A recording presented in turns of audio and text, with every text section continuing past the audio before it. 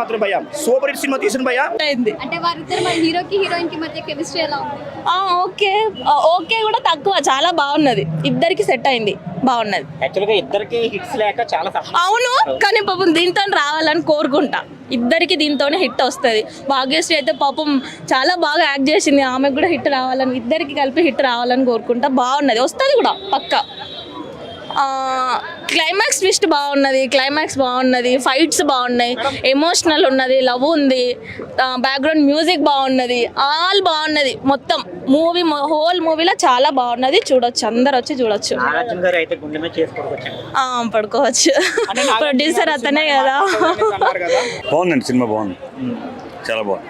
అంటే మీరు జెన్యున్ గా చెప్పండి, ఎందుకంటే ఆయనకి హిట్ గురించి చాలా ఏళ్ళ నుంచి ఆయన చాలా కష్టపడుతున్నారు పాపం. మీరు జెన్యున్ అన్నారు కాబట్టి నేను జెన్యున్ గా చెప్తున్నాను కదా. ఆయన ఎన్నో సంవత్సరాల నుంచి కష్టపడుతున్నారు కదా. Today the day it is definite winner. ఏమంత ఎక్కువగా ఉంది మూవీలో, అంత బాగా మరి నచ్చే ఏముంది ఈ మూవీ తోటి ఆయనకి టుడే ద డే అంటున్నారు, చాలా పెద్ద మాట అది. All round and all the way. Little గా ఒక సెకండ్ ఇయర్ కొన్ని సీన్స్ లో ఆయన డామినేట్ చేసినట్టు ఉంది, కానీ ఓవరాల్ గా అన్ని విషయాల్లో కూడా బాగుంది. అయ్యగారే నెంబర్ 1.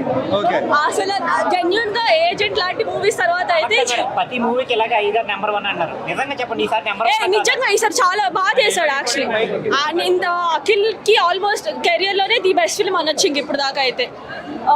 ఏజెంట్ జనరల్గా ఎప్పుడు లవర్ బాయ్ అలా చూసేవాడిని, సడన్ గా యాక్షన్ థ్రిల్లర్ చూసి యాక్షన్ చాలా బాగుంది. మొత్తం ట్విస్ట్ లో అయితే నెక్స్ట్ లెవెల్ ఉండే, అసలు మొత్తం బాగా ఇంప్రూవ్ అయ్యింది.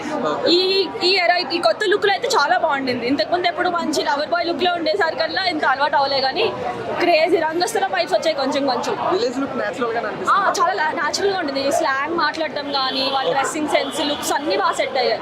ఎలా ఉందండి లెనిన్? మాస్ ఎలిమెంట్స్ ఎక్కువ ఉన్నాయి అన్నారు, మరి